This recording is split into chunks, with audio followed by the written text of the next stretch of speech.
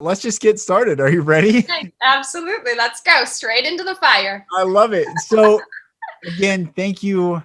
Thank you for coming on. Thank you. I saw, first of all, I was struck by your Instagram name. I'm like, the Fly Buddha. That's good. That's the coolest. That's the coolest handle ever. I'm like, who is this person? When I started reading all your content and then I got to join you in that meditation, I'm like, beautiful, powerful soul, sister. Thank you Powerful very soul. much. Thank you.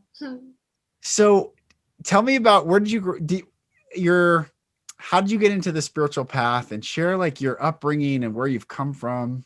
Yeah. There are a lot of little nuggets. It wasn't like one fluid motion, you know? Yeah. Um, when I was growing up, I was in Michigan, and I didn't come up in a with religious teachings. Mm. I actually had the other end of the spectrum where my dad had grown up very much in the church, and his senior year, he got testicular cancer. Wow. And so he threw everything out the window that had to do with religion, had the reaction of, I'm sure, any 18-year-old. I did all of these things by the book. I adhered to all of the rules, and yet I am sick and I'm going through this. So a bit of that came into my childhood where it just wasn't of interest in my family or for me. And so that aside, I grew up as a very curious little girl. I was always the little gal at the dinner table or amongst the adults observing. That's how I remember it. I did a lot of observing. And then I fell in love with a psychology professor in my high school and decided that's what I'm going to study and dive deeper into. And so then I went through my undergrad and then my grad program, all focused on human development. Wow. And then I was diagnosed with cancer 8 years ago. So in that in between of me graduating, getting my graduate degree, having all of this material and formal education in why we behave the way that we behave, I started dabbling into the unseen, the spiritual realm, but I had no idea what I was doing. I had no idea. Like, I just look back now and I'm relearning the things that I thought I was learning at that point. I just wasn't super open to receiving, but I was just doing. You know what I mean? Like, I'd go to that course and I'd read that book and I'd do those things, and it fascinated me because it was more about humans. But then when I got diagnosed with cancer, it was an extremely difficult 2-3 years of my life. I had a hysterectomy. I went through chemo and radiation, and I was on the bottom of the barrel. And my body came back quite quickly, but my soul, my light, I felt so disconnected from me. I always used to set goals. I always knew where I was going. I had purpose, and none of that lived inside of me because it was one foot in front of the other, right, one day to the next. And so for me, I created a passion project that was a foundation for young women with cancer that allowed me to sink my teeth into something and start connecting with other young women. And that little by little brought my sweet light back up to the surface. I had taglines, get lit and set your heart on fire. I love it. And then I got to just serve these beautiful women moving through what I moved through years ago. And that helped me heal, and it helped her heal. And then, then it's like, boom, boom, boom, boom, boom. What's next? What's next? What's next? What's next? Once I got the foundation built again, and here I am.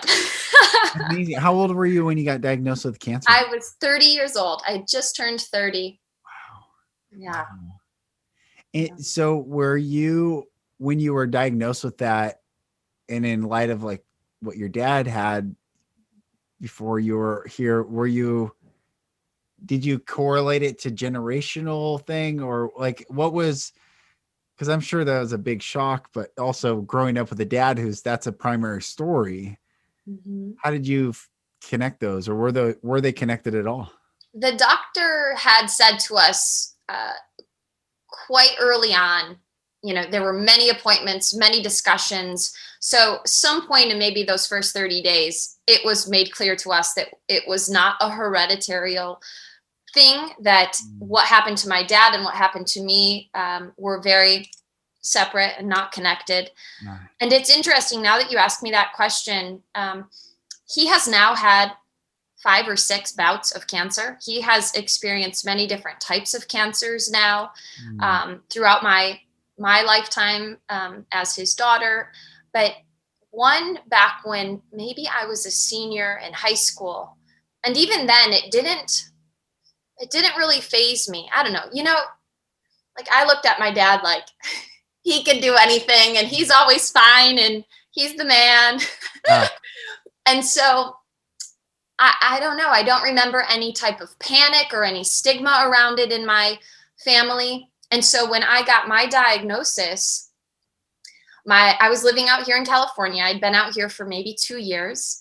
And my dad flew out, and we spent 3 or so days driving across country because I was to have my surgery in Michigan, where he had gone through his surgeries and had a team of doctors. And we used those days for me to just ask him, what's an operating room look like? What should I expect with this? What about this? And it really helped me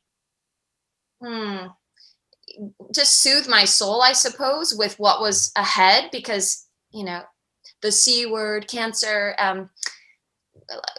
many people are afraid to talk about it. It's such an icky word. Right. So we just had conversation about it. And I know that really helped my experience, took some of the fear away. Amazing. I'm so glad you're here. I'm so glad you've gone through that. Tell me about your mom's.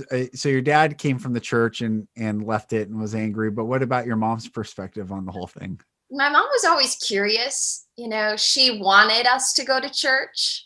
I don't remember, if she really pulled too hard. I went a handful of times, whether it was with my mom on a special occasion. I don't remember my dad going. I'm pretty sure he put his foot down and said no. But my brother and my mom and I would go. I went with my grandparents a couple times. But the experiences that I had, how I remember it just as a little kid, was that it was frightening. It was terrifying. It was all about dying. And I went through a stage in my early years where death scared me. It kept me up at night. It, rattled around in my head. So I didn't have a good experience with it at all. Yeah. Well, that's the case for many, many, many.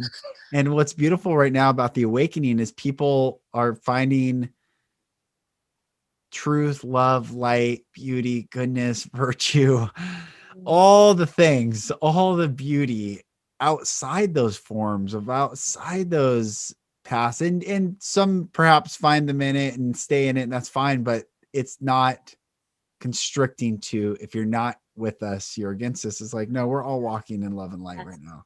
Yes. We are, many of us, looking to figure out what our own unique understanding is about the truth of who we are. Yeah. Where we came from and what that means for us as a collective.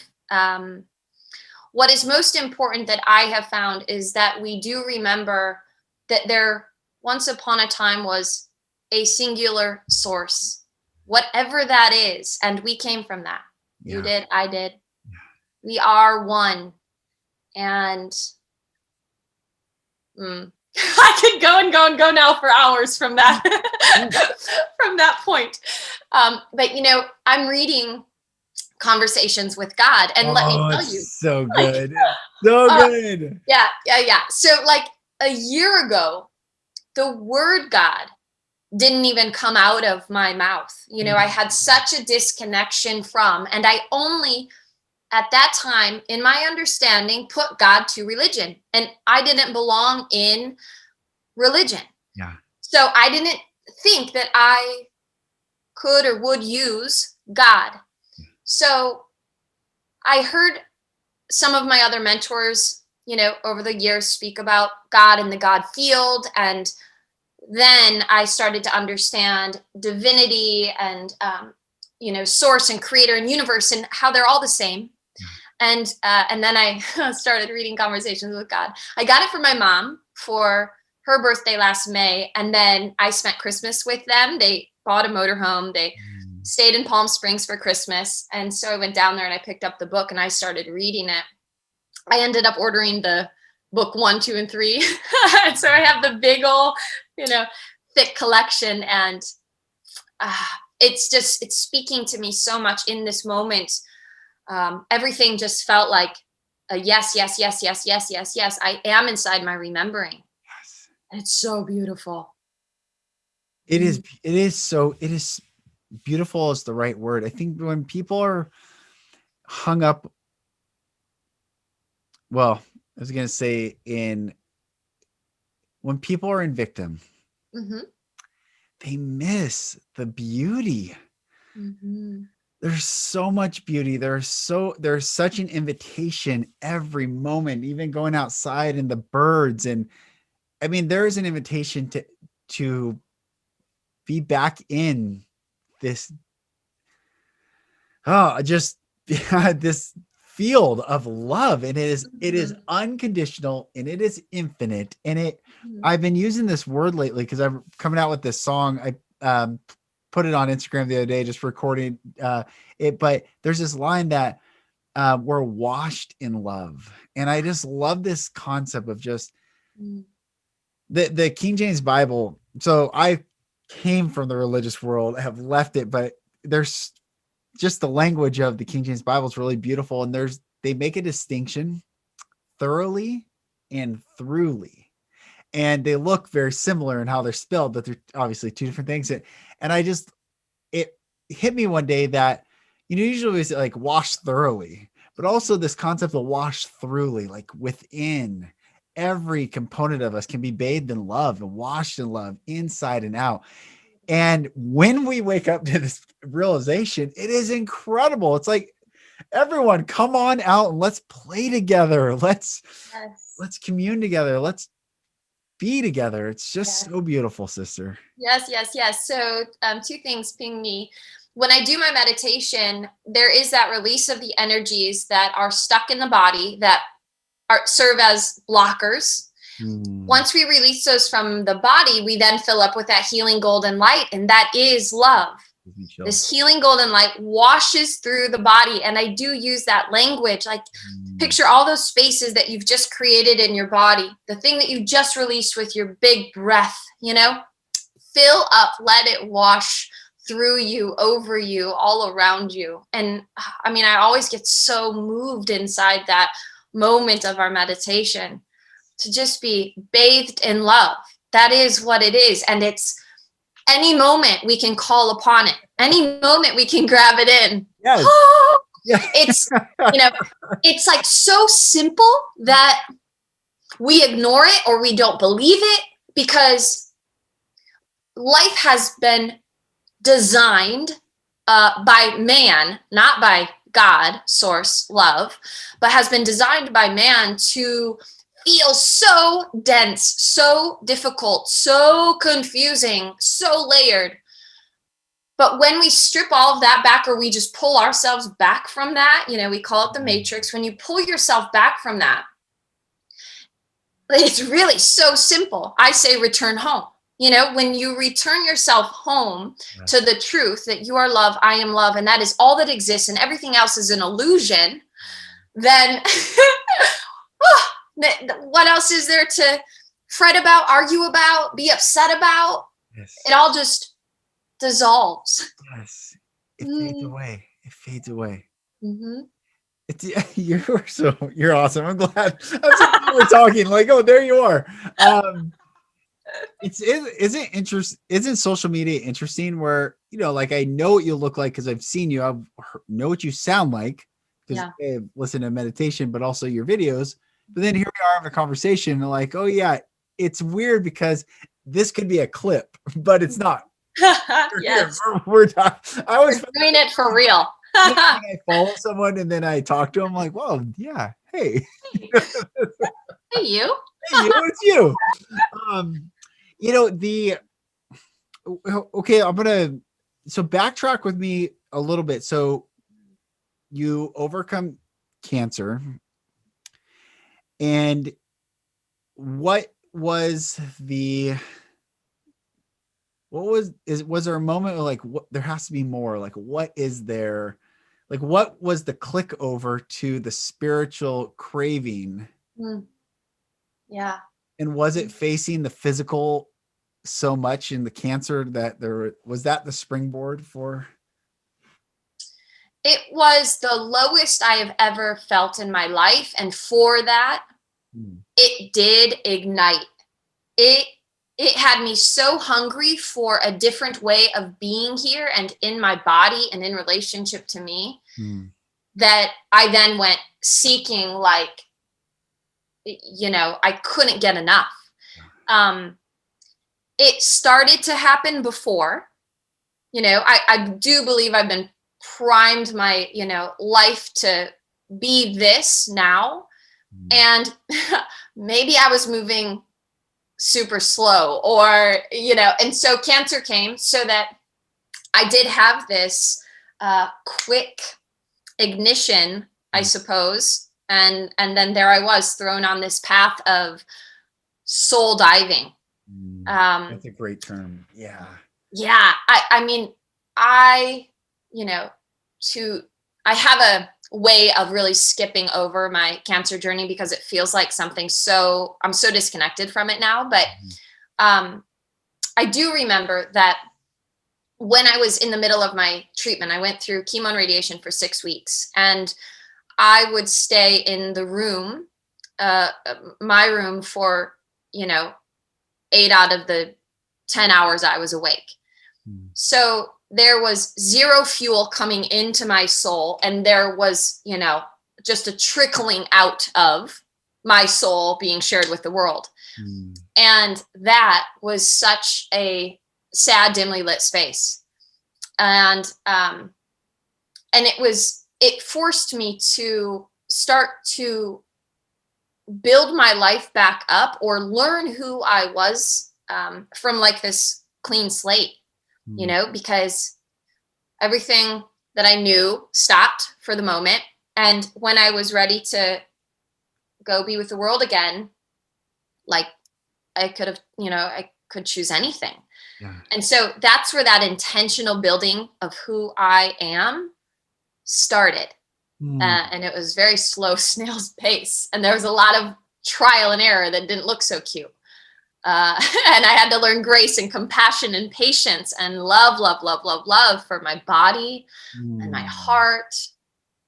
And yeah.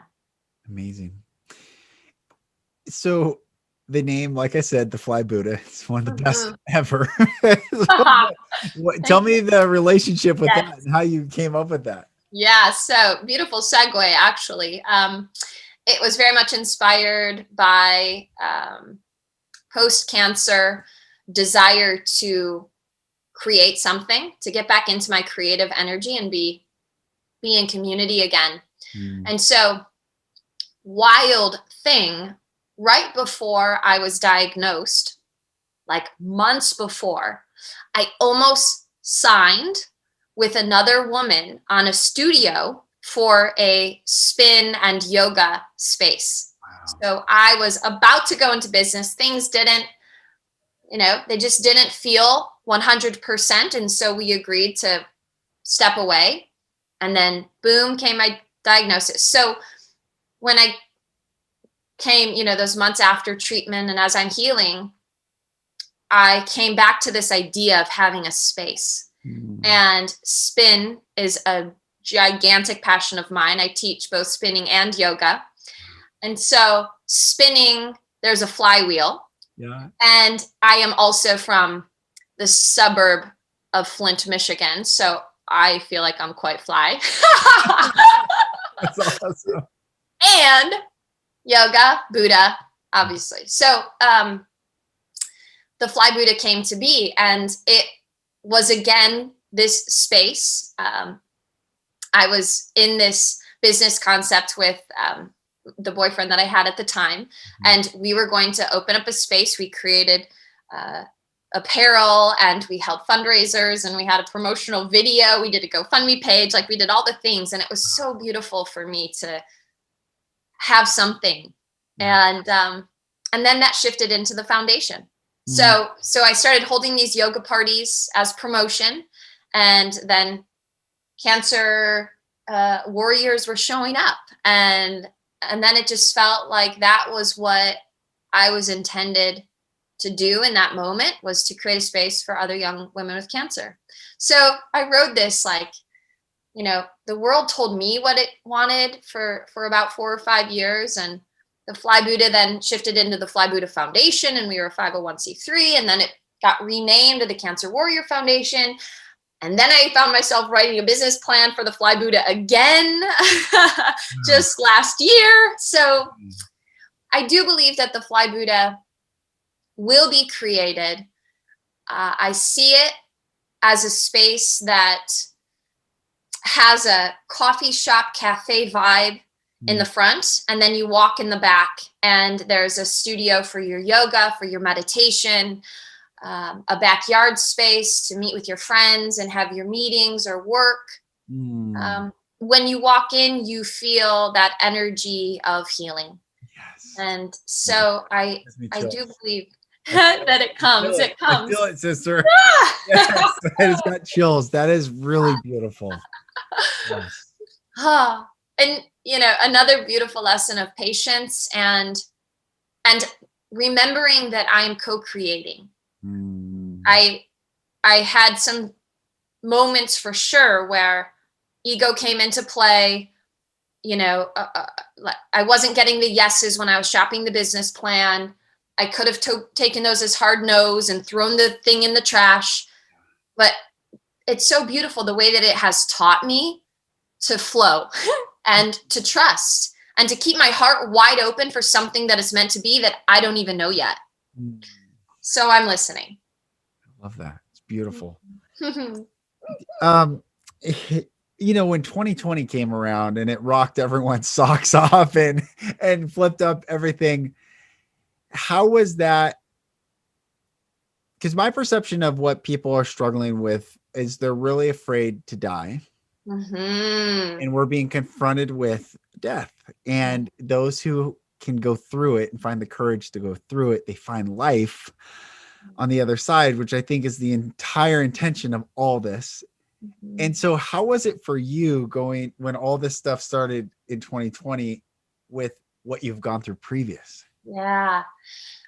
You know, I want to say that the first 2 weeks when I was told that our gym had to close, I couldn't go to work, you know, LA got hit very hard with restrictions, lockdowns, shutdowns, all of that, the life that I knew outside, you know, shut down and looking like a deserted wasteland. That was scary. For the first 2 weeks, I do know that I was in fear.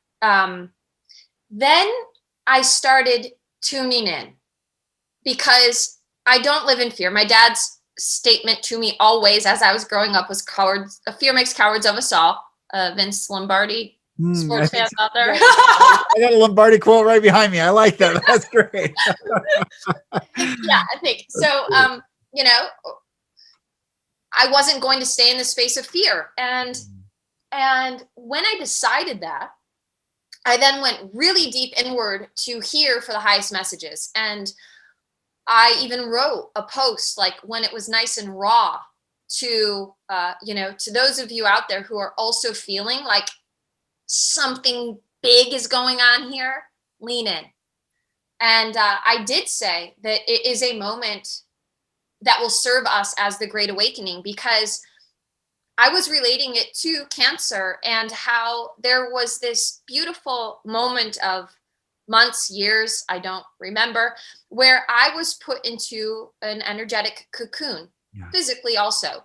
But I put myself in this cocoon so that I could go inward and tend to what I needed to tend to, realize who she was, and then like slowly start emerging from my cocoon to be in the world. So this felt like the exact thing that was happening on the grand scale. So I've done that a lot. I have taken many individual experiences and put them into this experience for the collective. I'm always bringing it back to the micro level, micro level, micro level. Like there are so many similarities about what we go through as individuals to what's going on right now. So I stepped out of fear. I listened, and then I heard, this is so beautiful. We're slowing down. We're getting quiet. We are being forced to drop the distractions, all the things that keep us busy in our heads, busy in our physical worlds. We're realizing what matters. We're letting go of what doesn't, like really stripping. Again, just like my cancer, everything's stripped away. And then there we are standing so bare and naked and raw. Yes. And then we get to choose. And that's what I believe will happen from this. If not already, people will really intentionally choose how they move forward with their life as things start opening up. You know, we're still quite closed down here. So as things start to open up, it will be a very intentional life, I pray, for the masses. Yeah. So interesting. You know, Q says future proofs past, and that's been one of the themes. And as you just said, the stripping down and this naked vulnerability that we're all coming back to, and those are still, there's many that are still coming back to that, but they're on their way. Yes. Genesis, the book of Genesis, the very first conversation between God and man in the Bible.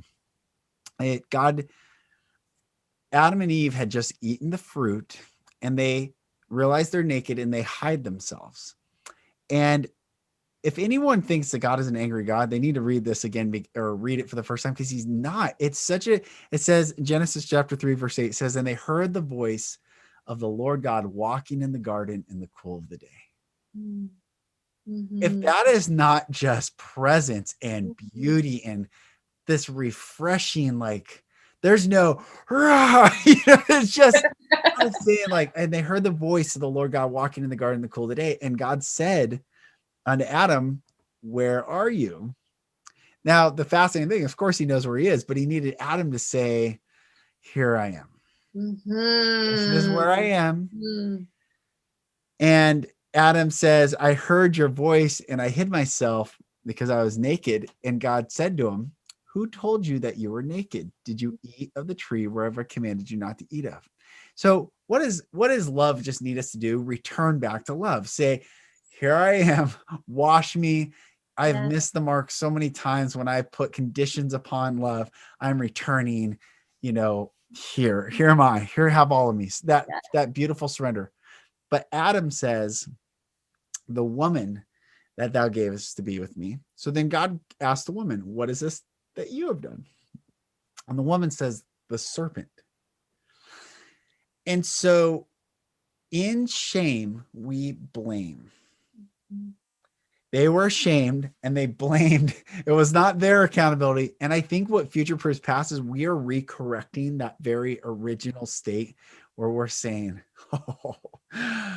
oh yeah, I was hidden. I was in the bushes. I don't know where I was, but just bring me back, baby. Like, let me walk in the fullness of this beautiful breath that I have been gifted.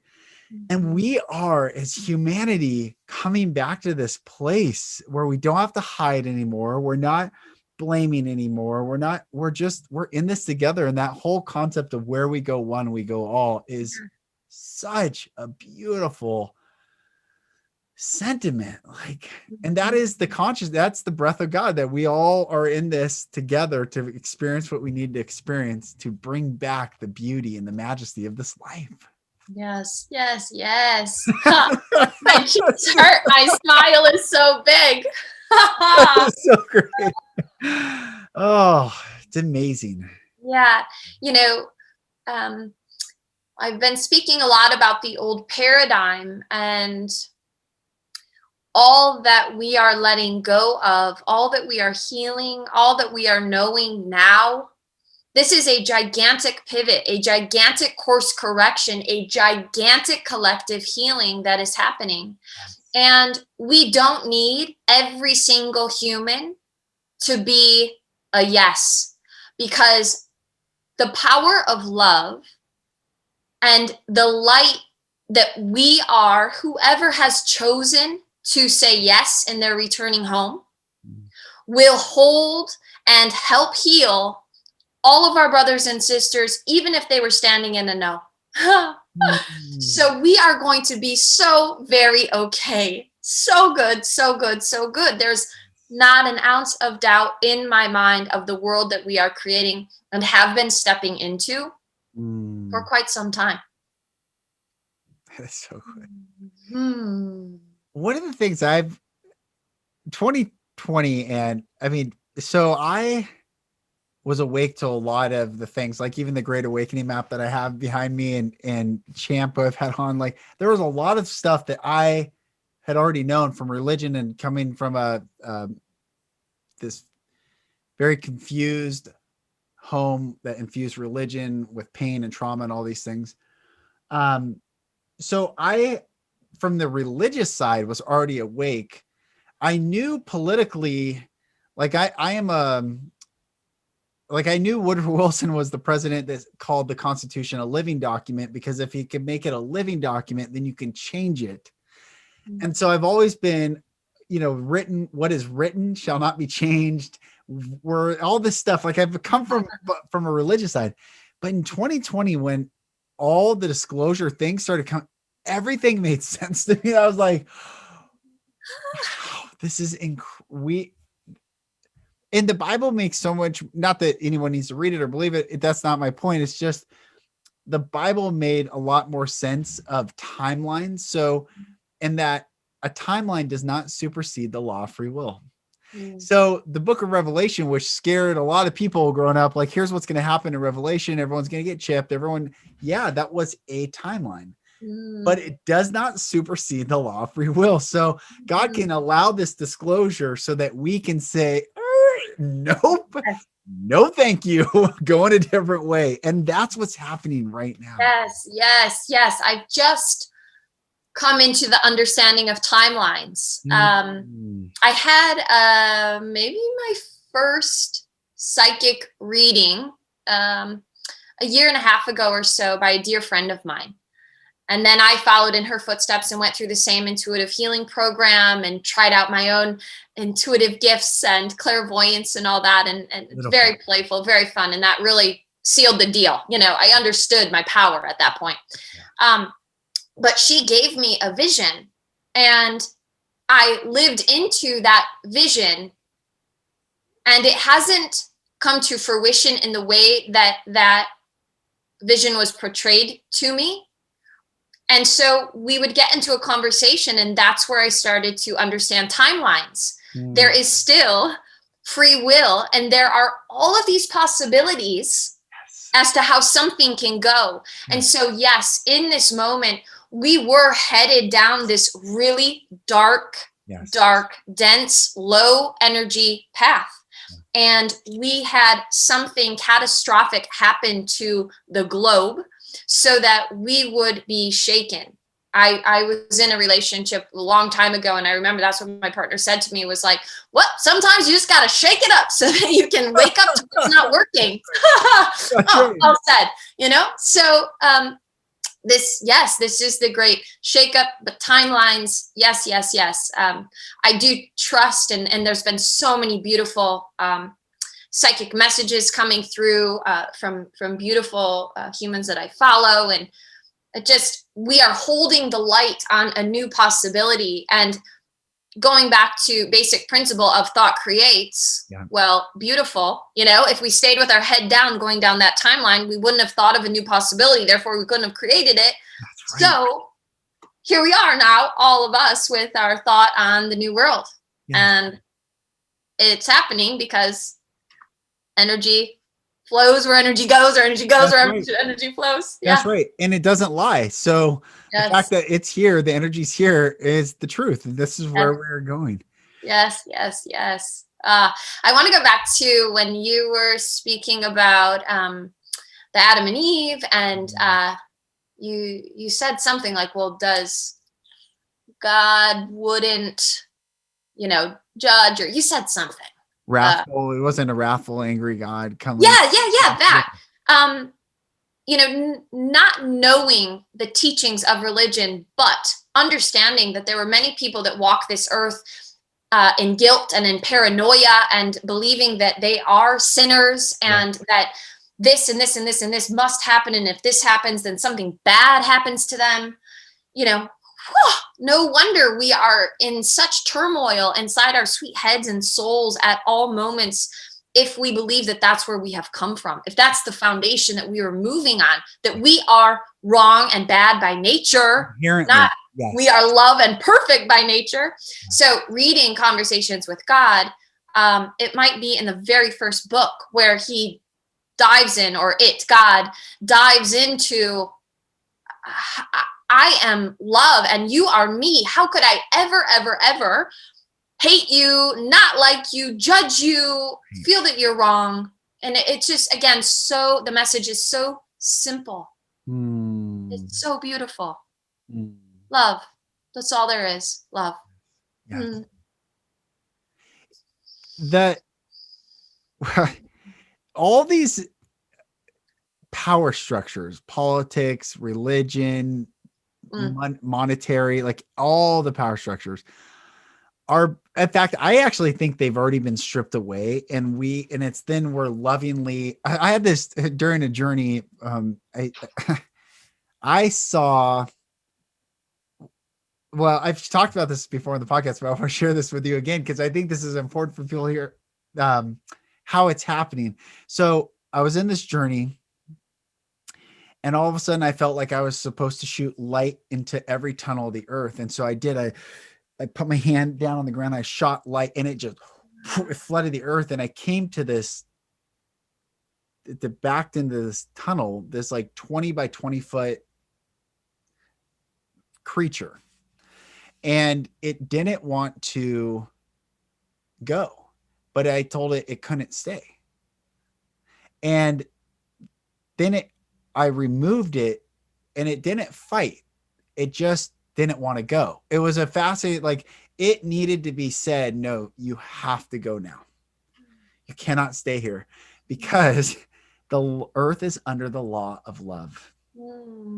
It's under the law of love. And now in love, the disclosure is happening slowly to eliminate cardiac arrest, to eliminate the supply chain from stopping like that.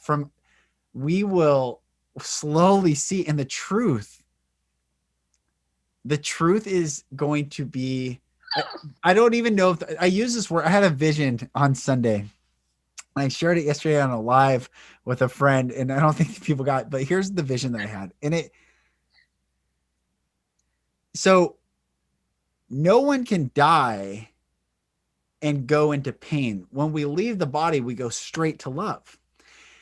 And Q says we're watching a movie. What makes a great movie? Great actors. And so I had this vision all of a sudden that Jesus is on the other side of the veil, the director of this film, and he's pushing the pressure on the earth. Like March is going to be pressurized, but it's a win-win, because if people leave their bodies, they come straight back to love. So the people making the film, they know that there's no losing. Even if people quote unquote leave the body, if they die, they actually didn't lose. They're back in love. But when the movie is done and it's played for every human on this planet, the truth about everything, it will, like, or I don't like this word, but because it doesn't match it, but orgasmically, like the ascension will be like that elation in the brain. Like, it's when we see the truth, we are going to just rise. That's when the dimensional rise of the collective when the truth is disclosed fully in love. And when people see how loving love is, it is going to literally blow people's minds away from all the dust and debris of this third dimensional polarization, fear-based, control-based narrative. And we're going to say, yes, because yes. Jesus even said, I don't call you servants, I call you friends. And so we stand up side by side with him. We're not the subservient lesser than. And we are going to wake up very soon to a world that is beyond comprehension.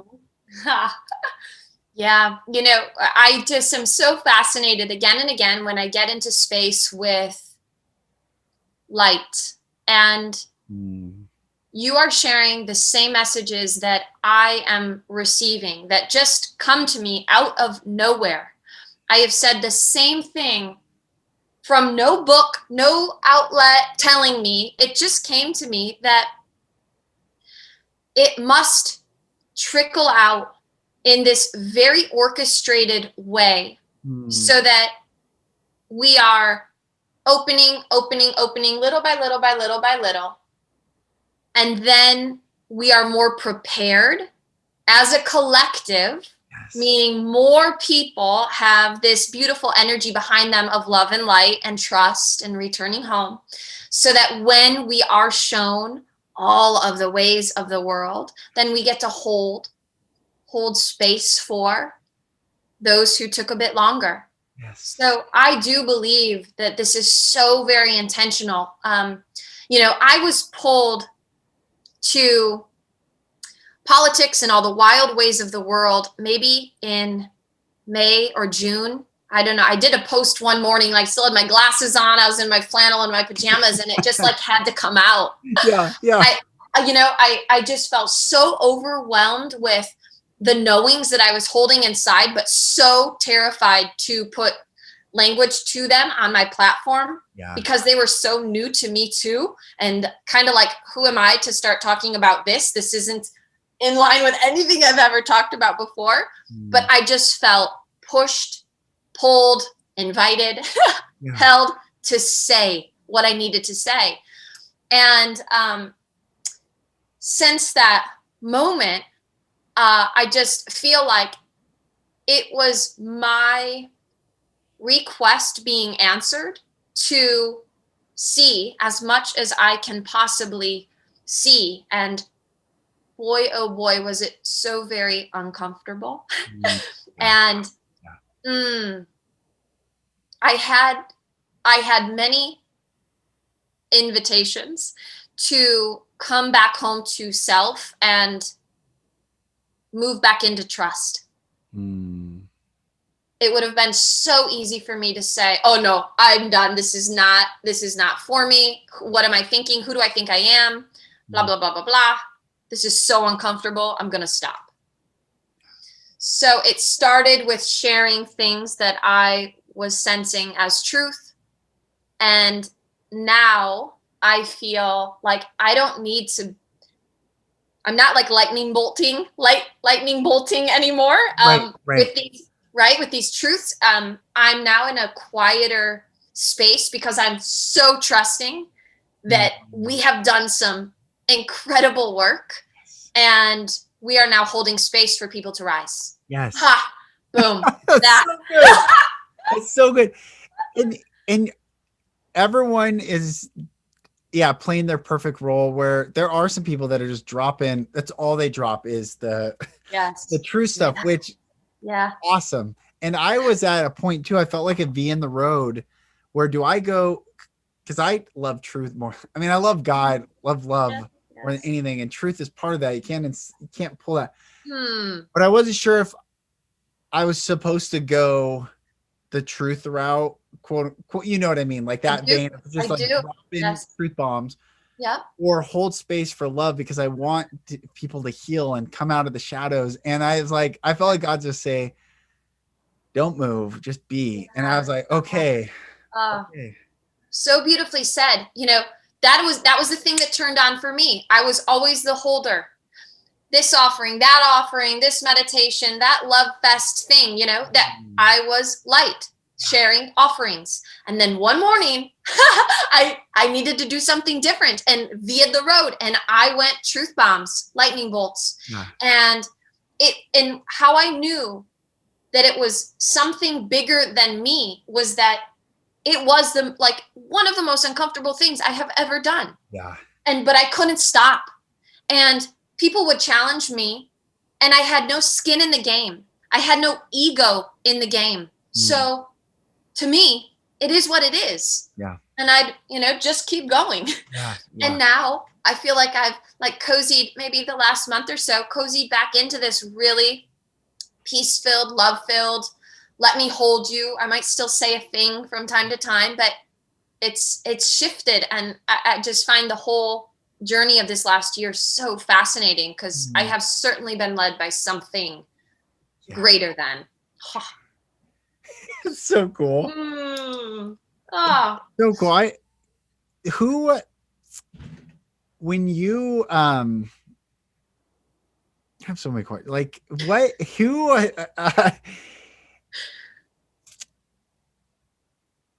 who did you see online share that gave you that courage or permission? Like, oh, this person, was there someone online that you saw that you were called, like, oh, I see what they're saying and this resonated with me? Good question. I have one reference point in May when social media was instructed to do something and post something, and that something did not feel good in my soul. And I sat with it and didn't do it. And I did go seeking for validation or affirmation, because I was still quite new in this listening to that deep, deep voice inside of me. And I saw others who were in line with the messages that I also was receiving. And so that to me stands out as one of those moments where I really started to understand what I was going through or what was happening within me. Like a very trusting moment. Wow. And then I went, I do believe that I then just followed and followed and followed all the messages that were in line with what I was receiving. So it wasn't that I was seeing people's messages and then oh yeah, maybe, the voice and the information, the download was so strong from out of nowhere. And then when I started seeking, there was that beautiful wrapping of validation. Yeah. The end of May, and that post, I think I can probably guess it was June's, the pressure was palpable. I'm sitting in this chair whoa. And then I go down the rabbit hole, the black cube of Saturn, and what actually is going on, and the black cubes all over the planet, and Mack and the Kaaba and they walk around the black cube, and the Orthodox Jews put tefillin on their forehead with the black cube, and the black cube, and I'm like, what? Yes. What is happening? And if you fold a cross up, a cross is the black cube. It's just so wild when you start to dive into these things. It's yes, there is a reason for everything. That is one of the things that for a long time, there is a reason for everything. And I want to know the reason, because I grew up being gaslit. I'd be hurt and then told that it never happened. It was just constant, questioning reality, questioning what's real, what's not real, what's true. So I went down this path of what is the origin? What is the origin of, why are there 500 Bible versions, but not 500 Qurans or 500 Bhagavad Gitas? There are 500 Bible versions in the English language right now. Why? That's insane. And they all claim to be the Holy Bible, but their words are so vastly different, and verses taken out, all this stuff. I started questioning things like that. Why are Catholic churches named Our Lady Fatima? And I was like, who is Fatima? Fatima happens to be Muhammad's daughter. So I'm like, well, why is Catholic churches naming their churches after Muhammad, the father of Islam's daughter. Then I'm like, wait, Allah was the moon god. And every Islamic flag has a crescent moon and the star because the moon god made love to the sun god. And now I'm like, what is that? This is, and then you start looking at all this stuff, I'm like, what is going on? This is wild. And knowing the origin, then we can see the outcome, the fruit. And it's a fun journey. It's a fun journey to be on. It is. Fascinated is my word. Everything is so fascinating. And I now have complete understanding that this experience here in our physical bodies as this eternal soul is our playground. We are here to be so curious, and we are here to be free in our curiosity and our wandering, because that is how we grow. And we're growing into the thing that we have always been, just forgot and stepped away from for moments at a time. So I too am now questioning everything. And I would always ask my dad questions, and he'd say, what do you think I am? The shell answer man. So I know that that's been in me for, my whole life as well. But now more than ever, I mean, even I was married back in about 10 years ago. And when we were planning the wedding, I was looking into, why does a bride wear a veil? They wear a veil back in the day so that the guy couldn't see her, so he didn't run away in case she was awful, because it was all arranged marriages. I'm not wearing a veil. Yeah. Is that why? That's all the origin stuff. Why are we doing this stuff? Yeah. So, wow. Yes. Oh my God. It is fun. And when we're not in fear and we're actually in the place of love, everything becomes playful, and everything, like you said, this playground. And even the very, very painful and ugly truths that are here now that you can tap into, and like, it's heavy, it's dense, but it's true. In love, it's like when you look at that and hold space for what will come from that, the healing that will come from that. But in fear, we turn away from that, then we can never fully engage with the truth. And therefore we're kept from that freedom. Yes. And we're missing the opportunity to empower those or heal those or hold space for those who are going to come into their freedom from very dark places in and on this earth. Yes. And so that's where it's like, yes, it can be fun, but in love, it also can be real, that this is real. Yes. But in sovereignty, we can hold space. And that is what is so incredible. And one of the things, being a prolific people pleaser my whole life until 36 and going through this healing journey, is I crave. So I didn't know what the word, I mean, I never would say sovereignty is what I crave, but what I craved was freedom. I would just need freedom, but freedom to be sovereign is really what I have discovered. And the best way that I've learned in 2020 has been practice for that is when I say sovereignty is how I define it. When I say no, it is no. And when I say yes, it is yes. And there's no discussion of it. And it's been a challenge because, this is a culture of fear, which wants everyone to comply. And I am in practice constantly walking into places and saying no. And then the reactions of what, it's like, well, let's play a game now, because now I'm giving you a counter move. You can move and we can play together. You know what I'm saying? I do.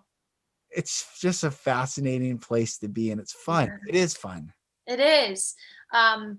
Because once we remember that everything is for us, no matter what degree of light it is, then we have a different relationship with the thing. Something that has caused great pain, if we want to sit and stare at it with that, woe is me, or how awful, how could this happen? Why? If we sit there, we get nothing from that experience. Therefore, it was a waste. If we sit with it and seek the gold, the lesson, the learning, the up level, the healing, then we use everything from that, and it was in such purpose, such value. So that is something that I feel is just majorly shifting among us. We are redefining everything. We are becoming in relationship to everything in a brand new way. And this is what's necessary. It's just that letting go or shedding of all that no longer serves. So if something keeps us in pain and misery, it must go, even if we've done it for, 50, 60, 70 years or, Yeah. we have to let it go. And we have permission to do that. Yes. We don't need to stay in the stories. If they do not serve us, then our call is to let them go. That's so good. Yes. So I grew up abused, and I've given a TED talk breaking the cycle of child abuse and talked a little bit about it. But when I would hear the verse, there's a verse in the book of Romans 8:28, and the sentiment is true and it is good. And now I can read this and understand it. But in the pain and in the trauma, I was angry with it. And it's the verse and we know all things work together for good to them who love God, to them who are the called according to his purpose. I'm like, come on, like you're telling me that raping and molesting and petty for the good. But understanding soul and understanding the soul contracts and understanding that all this trauma is actually souls coming in and saying that the trauma is not bigger than us. It can if we allow it, but it cannot by default extinguish us. And we are here to break every cycle, every trauma, every curse, every lie, every barrier, every limiting belief, every single one of them, so that when on the other side of the veil, we're like, here we are. And Jesus said, greater things that I have done, you will do. And I've always wondered, well, how can that be in heaven? But in the fifth dimension, that makes sense that we're playing in creation. So then creating whatever we want to create from the thought becomes like breathing. It's like, of course we're going to be creating, because there's no more fear. There's no more limiting beliefs. There's everything you want to do, anything you can think of in service to others, in love and in light, we can do. And it is going to be incredible. Incredible. Yes. And we have inside our soul contract chosen to be here in this moment for this very reason, to be inside this conversation, to look where many don't want to look. This is why we are here. And I really hold as my understanding of the soul that it's that beautiful infinity sign, and we come in as a soul into the physical vessel, and then through death we leave the physical vessel and we go back into the spiritual realm where love and only love is. And then we pop back into the heavier, denser, more difficult, challenging playground of this earth. And each time we pop in, there is something that my soul is hungry for. There's something my soul wants to experience. And so that also just washes this beautiful soothing over me and in my heart at all times when I consider the more horrific things that are occurring in the physical plane. I am able to know that that soul has chosen to be in that role for this moment, not only for the individual's experience, but because we are one, it is for all of us. It's like these pieces of our puzzle. And every time we move through something, then we get to add that. And just coming to me now, it could be the puzzle back to love, the puzzle that is putting us back together again. So, and I also believe that I have also had those experiences in another lifetime. If not yet, I will. So I don't sit in my right now experience thinking any less than of somebody else or any less than of myself, because I'm not having what you are having right now. Yes. I know that my time will come. Or maybe if I'm really empathetic to what you're moving through, I've already been through it. So oneness, it just, again, the simple principle that really helps take away all of this noise that creates pain and suffering, and really is just the disconnection from self, from our truth, from source, God, the divine. Yes. Sister Sara, you're so thank you for this time. Thank you for spending time with me in this conversation. It's so beautiful. Thank you. I know that we could just continue on and on and on and on. I would love to do another one with you. I would love to. That would be lovely. I think that's usually what's happening. I have these conversations and then I'm like, I'm not done. We're not done talking. It's just like, this is like we just turned the faucet on. Exactly right.